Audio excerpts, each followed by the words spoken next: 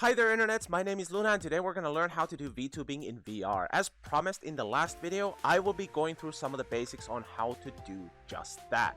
You're going to be learning what is VTubing or VR tubing or VR tubing, VTubing.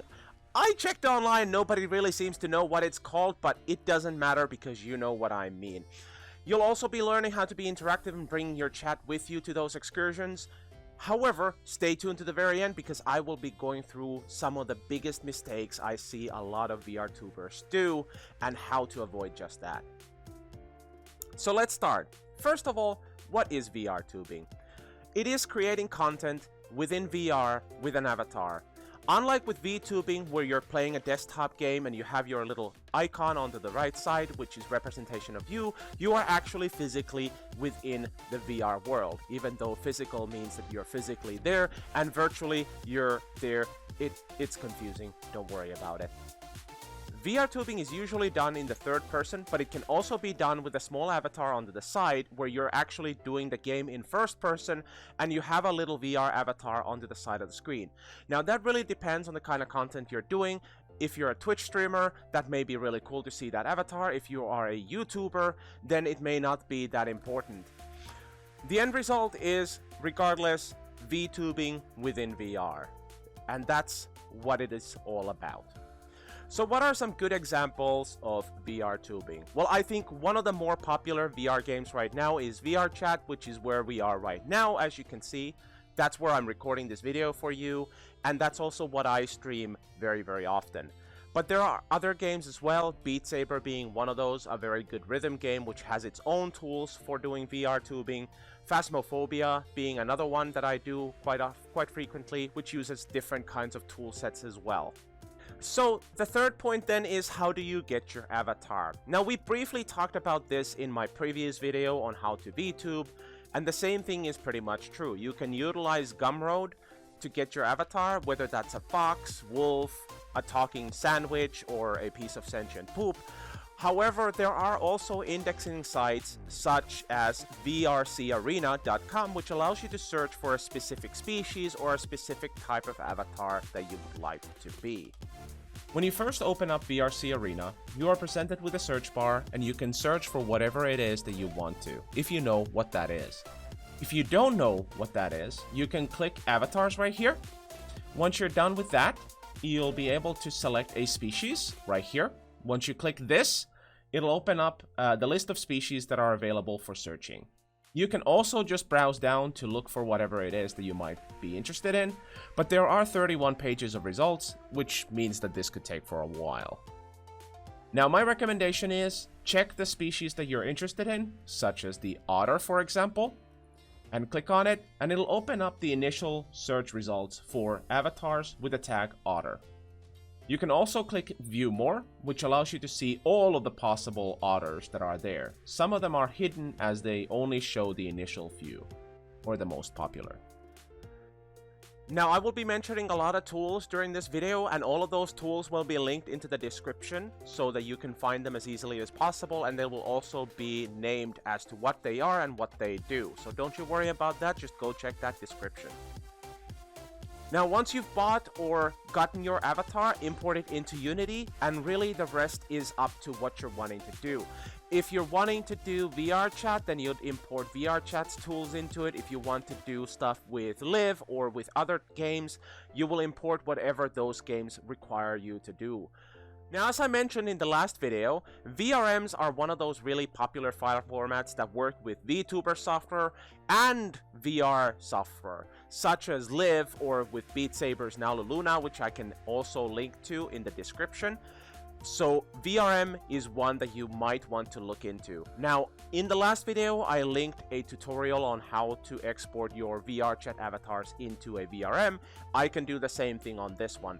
But in the future, I can create a video for that for you guys as well, if you want. Going on to point number 4, how do you capture the game and the first person within it? Now, full disclaimer, I only use Steam VR, so all of my pointers are going to be geared towards that. But Let's look at VR chat, for example. You have the possibility of using a stream camera. The stream camera is actually what you're seeing right now. It'll capture what the camera sees and stream it to your desktop on where you can then capture it. Now, other games have different methods of doing this as well. The examples I gave earlier with Beat Saber and Phasmophobia. With Beat Saber, you have a mod that accomplishes this. With Phasmophobia, I use Live. Now, I would research the games that you're planning to play to see if you have a way of doing a camera setup or if you have to do first-person view. Now, if you want to include a first-person view to a game such as VR Chat, for example, you're able to do that by opening up your Steam VR, selecting Display VR View, and there you go. Now you have a capturable window that you can showcase your first-person view within your third-person camera. Now, going on to point number 5, how to be interactive and bring your chat with you. If you want to be a VR streamer, it can be really difficult to see your chat while you're in VR, since it doesn't matter how many displays you have, you're in VR and your displays are not. If I take VR chat as an example, I use a program called Live. That allows me to have a floating chat which follows my head, but also gives me head-up display information about the redeems that happen. You can also use something called OVR Toolkit if you prefer to not have something constantly hovering around your head, or if you'd like to have multitude of other kinds of windows open.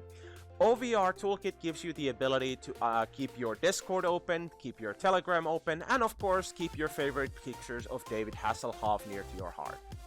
There are other tools out there as well. This is supposed to serve as an absolute tutorial for all of you guys who are brand new.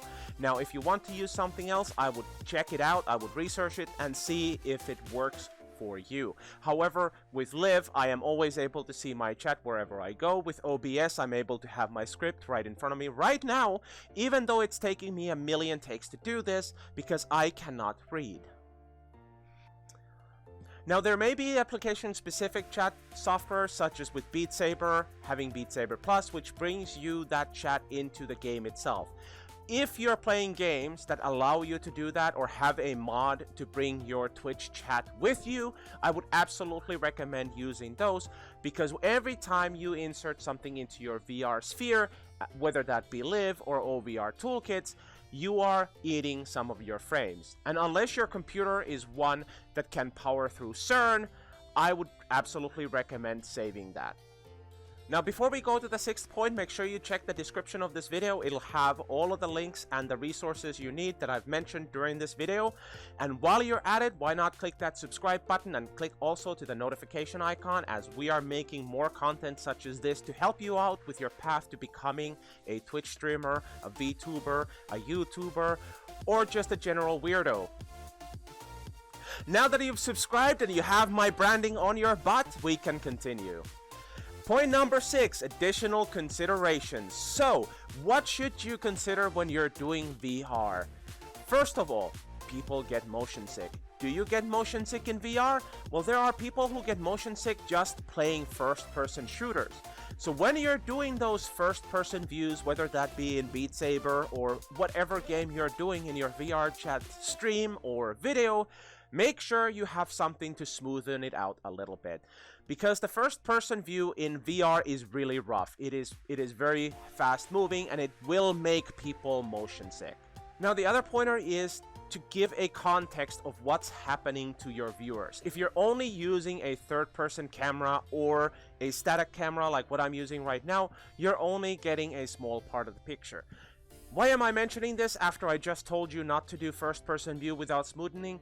Well, make it small. Make a small first-person view for those people who really want to at least understand what's happening in front of you. For example, you won't see it right now, but I have my script, I have my camera, and in fact, I have a friend over there, and you won't see it because you're only seeing what the camera sees. Now, if that's true for your stream as well, people are going to be losing a lot. The third point is ease of use and reliability. Do not use tools that aren't reliable. Don't use something that you constantly have to fix or you constantly wonder if it's actually going to work this time. If it doesn't work for you, switch it up. If it isn't easy to use, well, maybe consider finding something else, because nothing is as bad as having to constantly troubleshoot something that doesn't work or is really hard to use. Now, if you've gotten through the entire video, make sure to go down in the comment section and write blue fluffy butts to confuse the heck out of anybody who didn't watch the whole video. Thanks for watching, stay fluffy, and I'll see you next time. Luna out.